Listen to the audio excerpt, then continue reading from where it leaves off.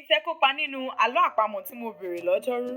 Ẹ ṣeun púpọ̀, gbogbo yín ni mo rí ìdáhùn yín. Ẹ jẹ́ a wá ṣe àtúnṣe sí àlọ́ àpamọ̀ ọ̀hún.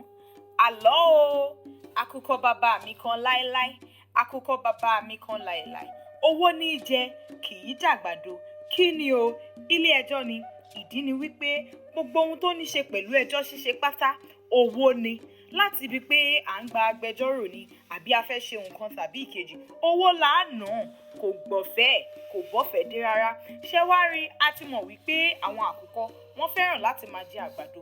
Àmọ́ àkùkọ tá à ń wí yìí, owó lòun ń jẹ. Ilé ẹjọ́ ni Yorùbá fi wé àkùkọ tí ohun tó ń jẹ sì jẹ́ owó. Mo gbà ládùúrà wípé àní rógun ẹjọ́ wọn ò ní dáràn bọ̀ wá lọ́rùn.